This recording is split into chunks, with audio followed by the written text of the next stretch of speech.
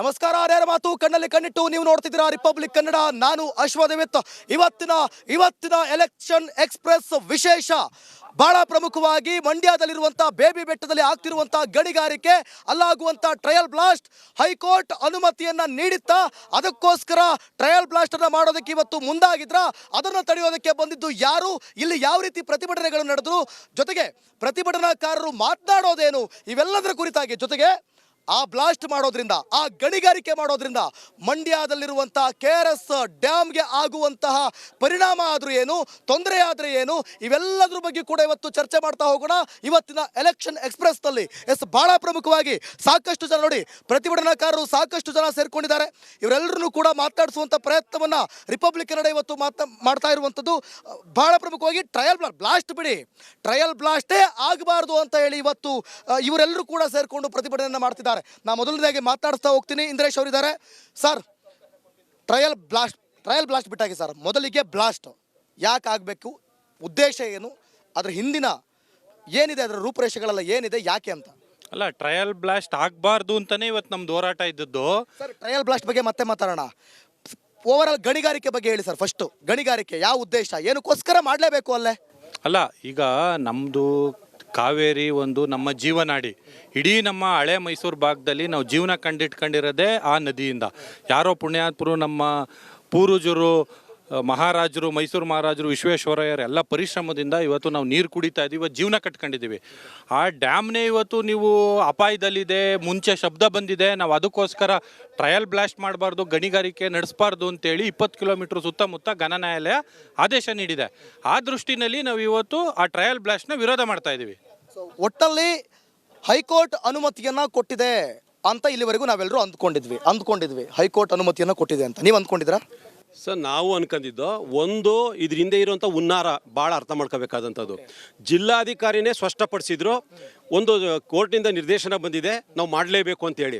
ಇಷ್ಟೊಂದು ಜಿಲ್ಲಾಡಳಿತನೇ ಈ ಒಂದು ಆದೇಶ ಇಲ್ಲದಂತೆ ಹೋಗಿದೆ ಅಂತ ಹೇಳಿದ್ರೆ ಬಹುಶಃ ಇದ್ರ ಹಿಂದೆ ಇರೋ ಹಿತಾಸಕ್ತಿಗಳಿದೆ, ಲೂಟಿ ಮಾಡೋ. ಹೈಕೋರ್ಟ್ ಆದೇಶ ಹೊರಡಿಸಿದೆ ಅಂತ ಯಾರು ಹೇಳಿದ್ದು?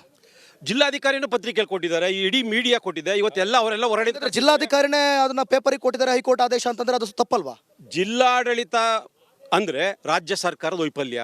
ರಾಜ್ಯ ಸರ್ಕಾರ ಮಾಡ್ತಿರುವಂಥ ಈ ಎಲ್ಲ ಲೂಟಿ ಇದೆಯಲ್ಲ, ದಂಧೆಕೋರರ ಪರವಾಗಿದೆ ಅಂತ ಹೇಳೋದಕ್ಕೆ ಇದಕ್ಕಿಂತ ಉದಾಹರಣೆ ಬೇಕಾಗಿಲ್ಲ.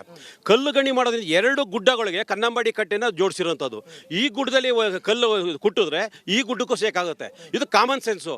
ಇದನ್ನ ಟ್ರಯಲ್ ನೋಡ್ತೀವಿ ಅಂತ ಹೇಳೋದು, ತಜ್ಞರ ಮೂಲಕ ಏನೂ ಆಗಲ್ಲ ಅಂತ ರಿಪೋರ್ಟ್ ತಗೊಂಡು ಗಣಿಗಾರಿಕೆ ಮಾಡಬೇಕು, ಆ ಮೂಲಕ ಅವ್ರ ಆಸ್ತಿ ಸಂಪಾದನೆ ಮಾಡ್ಕೋಬೇಕು. ನಾನು ಮೊದಲು ಹೇಳಿದ್ದೀನಿ, ಮೈಸೂರು ಮಹಾರಾಜರು ಈ ಭಾಗಕ್ಕೆ ಕಟ್ಟಿಕೊಟ್ಟಂಥ ಅಣೆಕಟ್ಟೆನ ನಿರ್ನಾಮ ಮಾಡೋಕ್ಕೆ ಕಾಂಗ್ರೆಸ್ ಸರ್ಕಾರ ಕಾರಣ ಆಗ್ತಿದೆಯಾ ಅಂತ ಆತಂಕ ಇಡೀ ಕರ್ನಾಟಕದ ಅಲ್ಲ, ಕಾವೇರಿ ಜಲಾನಯ ಪ್ರದೇಶದ ಎಲ್ಲ ಜನರಲ್ಲೂ ಇದೆ. ನಾವು ಆತಂಕದ ಬಗ್ಗೆ ಆಮೇಲೆ ಮಾತಾಡೋಣ. ಸರ್, ಇಲ್ಲಿ ಗಣಿಗಾರಿಕೆ ಮಾಡೋದ್ರಿಂದ ಡ್ಯಾಮಿಗೆ ಏನು ಎಫೆಕ್ಟ್ ಆಗುತ್ತೆ? ಸರ್, ಇದನ್ನು ಆಗಲೇ ಮುಗ್ದೋದಂಥ ಅಧ್ಯಾಯ. ನವೆಂಬರ್ 2023, ಈಗ 3 ತಿಂಗಳಾಗಿಲ್ಲ. 3 ತಿಂಗಳಲ್ಲಿ ಹೈಕೋರ್ಟು ಒಂದು ತೀರ್ಪನ್ನು ಕೊಡ್ತದೆ. ಇಲ್ಲಿ ಗಣಿಗಾರಿಕೆ ಮತ್ತು ಅದಕ್ಕೆ ಸಂಬಂಧಪಟ್ಟಂಥ ಎಲ್ಲ ಚಟುವಟಿಕೆಗಳು ನಿಷೇಧ ಮಾಡಬೇಕು ಅಂತೇಳಿ. ಮತ್ತೆ ಇದನ್ನು ಈಗಾಗಲೇ ಹೇಳಿದಂತೆ ಒಂದು ಖಾಸಗಿ ಆಮಿಷಕ್ಕೆ ಒಳಗಾಗಿ ಇವತ್ತು ಜಿಲ್ಲಾಡಳಿತನೂ ಕೂಡ ಅಡ್ಗೋಡೆ ಮೇಲೆ ದೀಪ ಇಡೋ ರೀತಿಯಲ್ಲಿ ಆದೇಶ ಕೊಟ್ಟಿದ್ದೀವಿ ಅಂತೇಳಿ ಯಾರು ಬರ್ತಾರೆ ಅವರಿಗೆ ಕಣ್ಣೊರೆಸುವಂಥ ಕೆಲಸವನ್ನು, ತಪ್ಪು ಮಾಹಿತಿ ಕೊಡುವಂಥದ್ದನ್ನ ನಾವು ನೋಡ್ತಾ ಇದ್ದೀವಿ.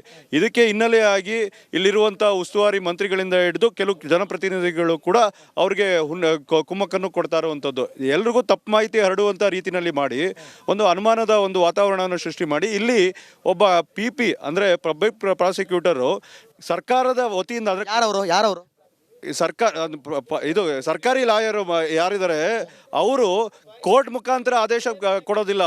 ಅವರೇನೆ ನೇರವಾಗಿ ಕಾವೇರಿ ನಿಗಮಕ್ಕೆ ಒಂದು ಪತ್ರವನ್ನು ಬರೀತಾರೆ, ಯಾಕೆ ಟ್ರಯಲ್ ಬ್ಲಾಸ್ಟ್ ಮಾಡಬಾರ್ದು ಅಂತ. ಅಂದರೆ ನೀವು ಮಾಡಿಸಿ ಅಂತಲೂ ಹೇಳೋದಿಲ್ಲ, ಅವ್ರಿಗೆ ಯಾವುದೇ ಒಂದು ಅಥಾರಿಟಿ ಇಲ್ಲ ಇವ್ರನ್ನ ಡೈರೆಕ್ಟ್ ಮಾಡೋದಕ್ಕೆ. ಇವ್ರನ್ನ ಡೈರೆಕ್ಟ್ ಮಾಡಬೇಕಂದ್ರೆ ಕೋರ್ಟ್ ಹೇಳಬೇಕು ಅಥವಾ ಸರ್ಕಾರ ಹೇಳಬೇಕು. ನೇರವಾಗಿ ಅವ್ರ ಪತ್ರ ಬರೋದು, ಇವತ್ತು ಕಾವೇರಿ ನಿಗಮದವರು ಸರ್ಕಾರಿ ದುಡ್ಡಿನಲ್ಲಿ ಈ ಟ್ರಯಲ್ ಬ್ಲಾಸ್ಟ್ ಮಾಡಿಸುವಂಥ ಒಂದು ಟೀಮ್ನ ಹೊರ ರಾಜ್ಯದಿಂದ ಕರ್ಕೊಂಡು ಬಂದು ಇಲ್ಲಿ ಮಾಡ್ತಾ ಇದ್ದಾರೆ ಅಂತ ಹೇಳಿದ್ರೆ ಇವರೆಲ್ಲರೂ ಇದರಲ್ಲಿ ಶಾಮೀಲ್ ಆಗಿದ್ದಾರೆ ಅನ್ನೋದು ಮೇಲ್ನೋಟಕ್ಕೆ ಕಾಣ್ತಾ ಇದೆ. ಸೊ